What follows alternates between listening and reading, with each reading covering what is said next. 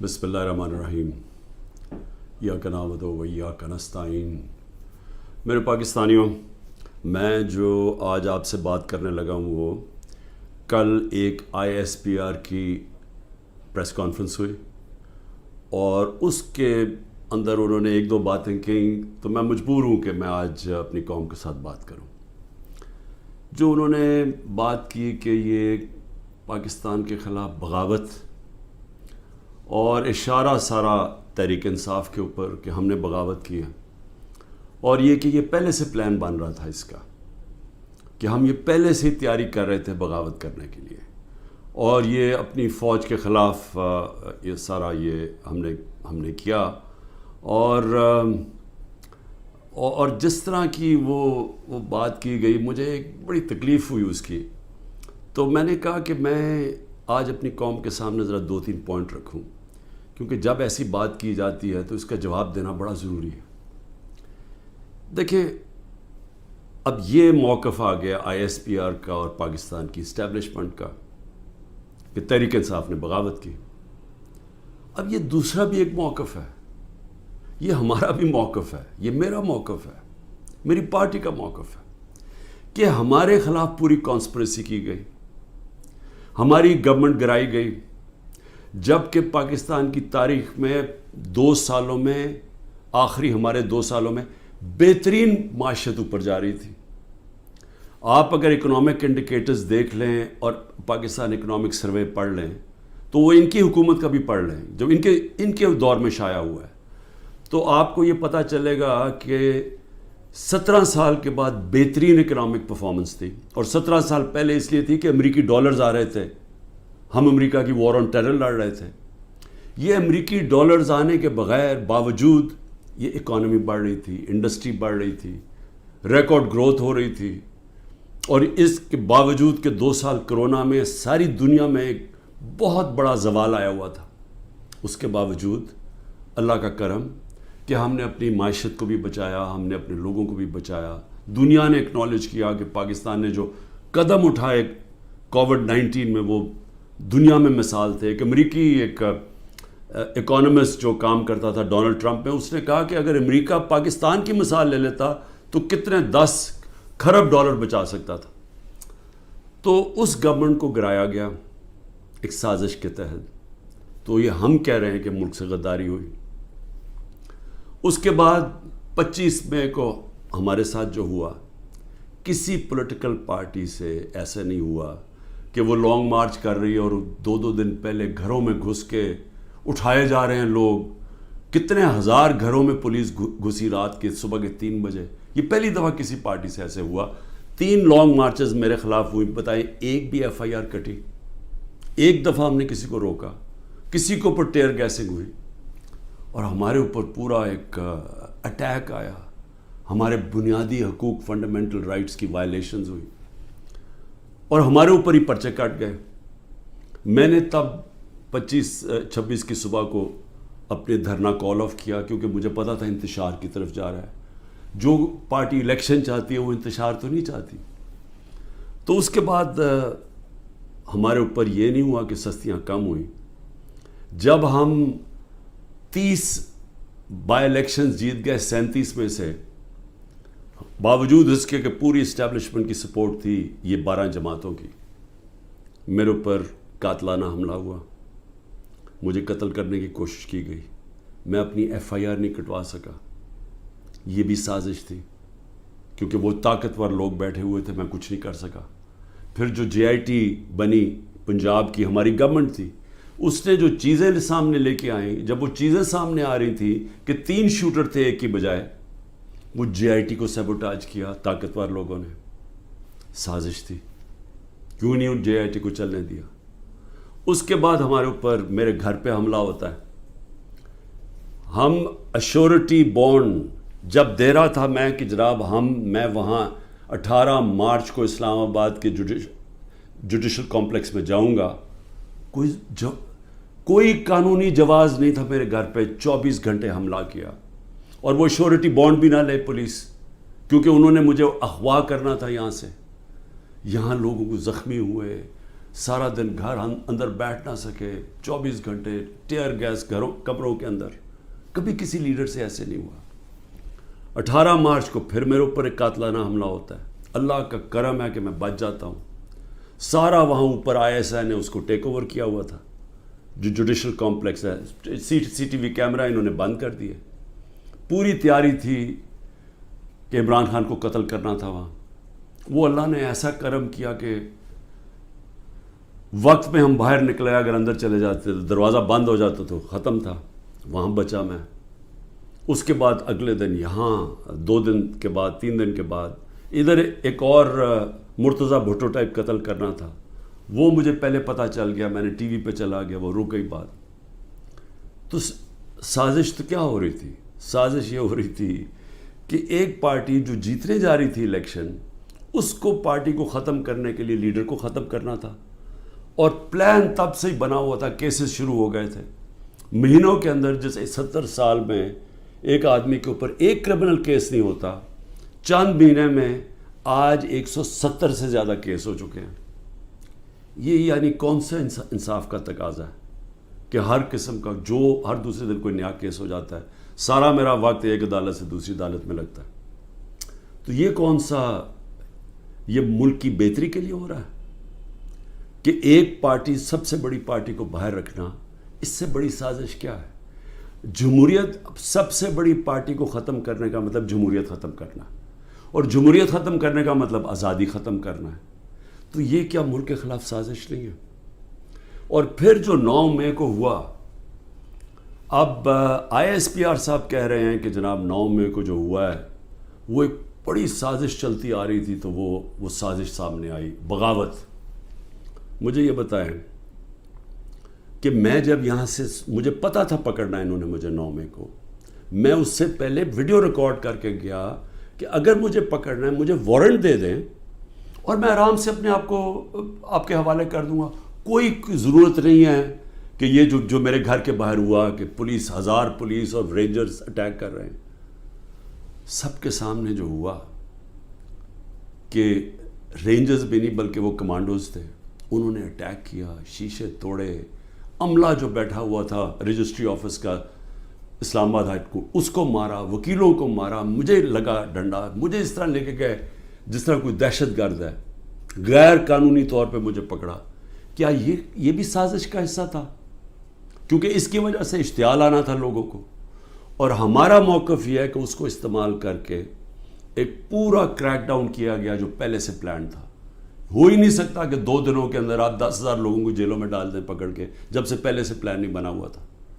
اور اس کے بعد جو بھی چیزیں ہو رہی ہیں کہ جو PTI کا ہے اس کو پکڑ لیتے ہیں، جیلوں میں ڈال دیتے ہیں، بری طرح رکھا جا رہا ہے، تشدد کیا جا رہا ہے، کسٹوڈیل ٹارچر کی جا رہی ہے. اور جو ہاتھ کھڑا کر کے کہتا ہے جی میں تحریک انصاف چھوڑ رہا ہوں، سب کچھ معاف. تو میرا اب سوال یہ ہے کہ ISPR کا یہ موقف ہے کہ فوج کے خلاف بغاوت ہے. ہمارا یہ موقف ہے کہ یہ ہمارے خلاف پوری سازش ہوئی پارٹی کو ختم کرنے کی تاکہ وہ الیکشن نہ لڑ سکے اور عمران خان کو الیکشن سے باہر کیا جائے. یہ 170 کیسز اس لیے کہ کسی طرح ڈسکوالیفائی کرو یا جیل میں ڈالو. اور یہ ملٹری کورٹس بھی میری نظر میں اس لیے ہیں کیونکہ سول کورٹس کے اندر یہ جو سارے کیسز ہیں یہ کبھی چل سکتے ہی نہیں ہیں کیونکہ بوگس کیسز ہیں. تو اس لیے ملٹری کورٹس بنائے جا رہے ہیں تاکہ اس میں عمران خان کو سزا دی جائے تاکہ وہ الیکشن سے باہر ہو جائے. تو میں آج اپنی ملٹری اسٹیبلشمنٹ کو کہنا چاہتا ہوں کہ دیکھیں، انصاف کا تقاضا تو یہ ہے کہ ISPR نے تو فیصلہ کر کے ہمیں دے دیا، اور جو بھی بیان آتے ہیں اسٹیبلشمنٹ سے اس سے واضح ہوتا ہے کہ ہم ہی بغاوت کر رہے ہیں، PTI اور عمران خان. آپ نے تو اپنا مائنڈ دے دیا ہے.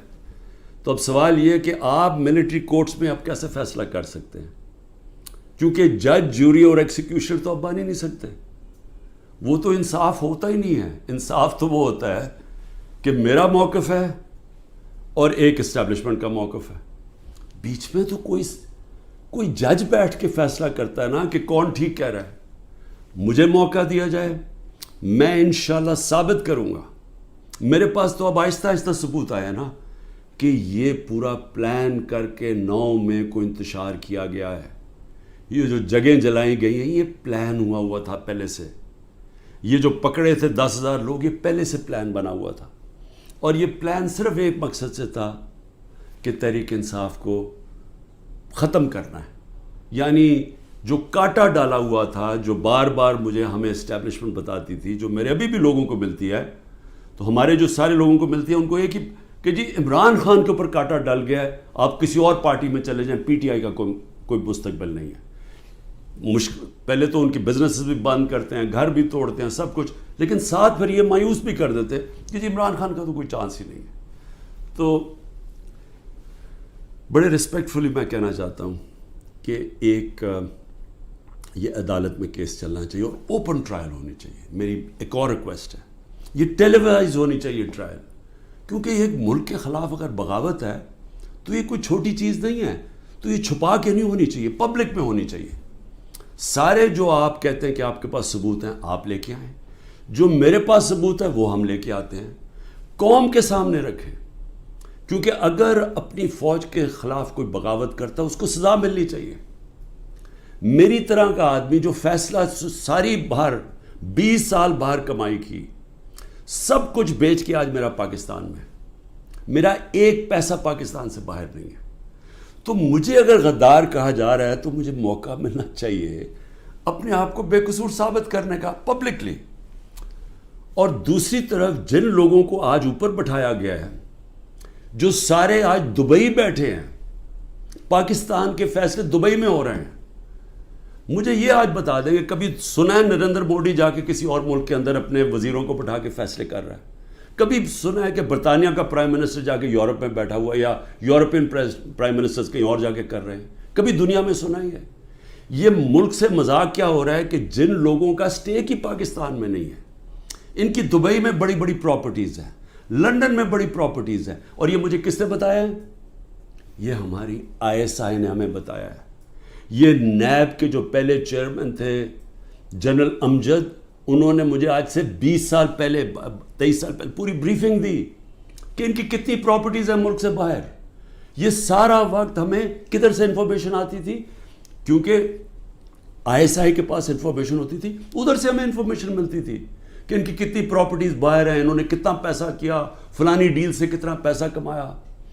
وہ لوگ جو آج اربوں ڈالر کی باہر پراپرٹیز لے کے بیٹھے ہیں، جن لوگوں میں ایک کہتا ہے کہ نواز شریف کہتا ہے کہ ہندوستان کو کہ جی یہ پاکستانی فوج دہشت گردی کر رہی ہے ڈان لیکس میں، دوسری طرف واسع زرداری جا کے کہتا ہے امریکنوں کو کہ جی ایڈمرل منل کو، وہ حسین اکانی اس کا ایمبیسڈر کہتا ہے کہ ہمیں بچا لو پاکستانی فوج سے، امریکنوں کو کہتا ہے.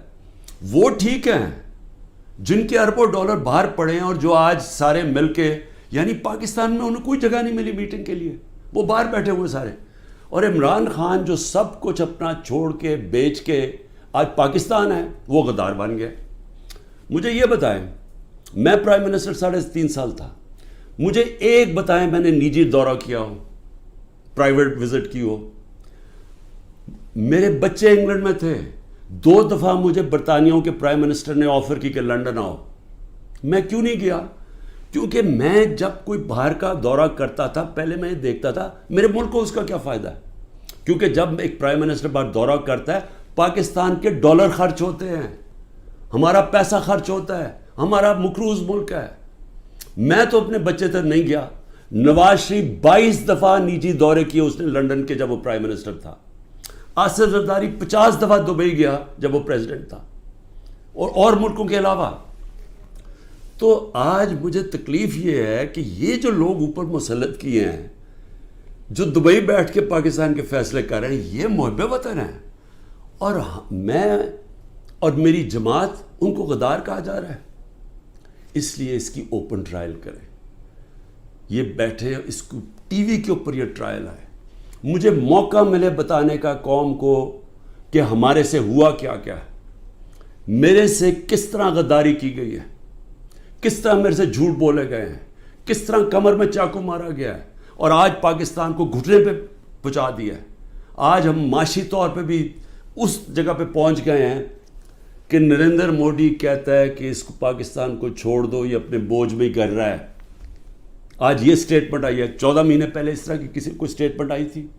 ذرا صرف دیکھ لیں کہ پاکستان کا وقار کدھر تھا اور آج کدھر ہے پاکستان. جتنی انہوں نے خدمت کی امریکہ کی, یہ فورن منسٹر نے اچھی اچھی انگریزی بول کے اور پتہ نہیں اربوں روپے کے دورے کر کے, اور اوپر سے شہباز شریف سارا وقت دورے کر رہا ہے باہر. جو جوائنٹ اسٹیٹمنٹ آئی امریکہ کی اور ہندوستان کی نریندر مودی کے دورے پہ, ہمیں ہماری خطرے کی گھنٹی بجنی چاہیے.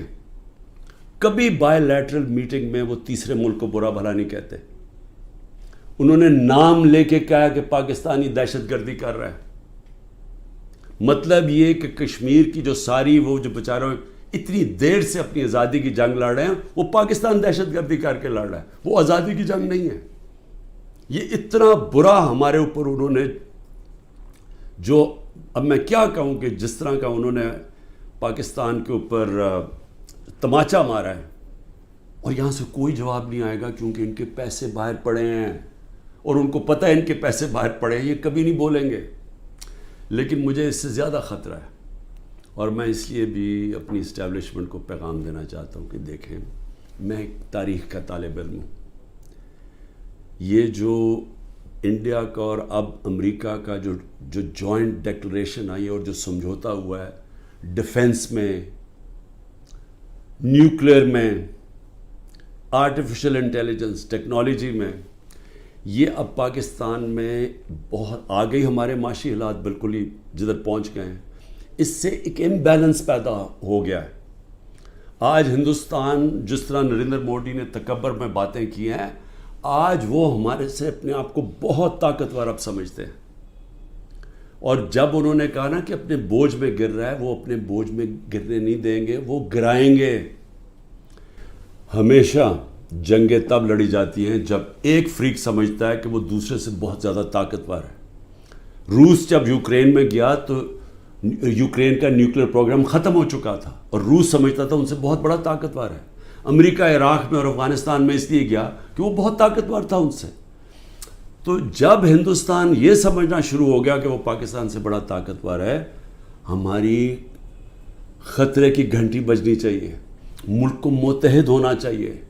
ملک کو آزاد رکھنے کے لیے قوم کو اکٹھا ہونا چاہیے.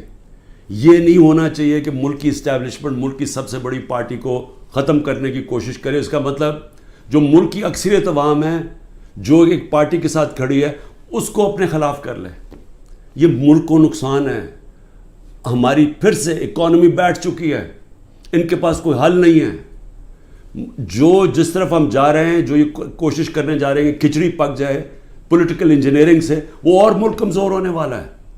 میں اس لیے پھر سے کہتا ہوں کہ آخر میں اپنے جو فیصلہ کرنے والے لوگ ہیں, جو طاقتور لوگ ہیں, اس وقت پاکستان کو ایک ہی راستہ ہے, صاف اور شفاف الیکشن. لوگوں کو امید صرف تب آئے گی, امید ختم ہو چکی ہے. نوجوان جو چھوڑ کے ملک کو جا رہے ہیں, پروفیشنلز جو ملک کو چھوڑ کے جا رہے ہیں, جو غریب لوگ کشتیوں میں ڈوب رہے ہیں باہر ملک سے نکلنے کے لیے, ان کو امید چاہیے. اور کسی چیز سے امید نہیں آنے لگی سوائے ایک چیز سے, صاف اور شفاف الیکشن. پاکستان پائندہ باد.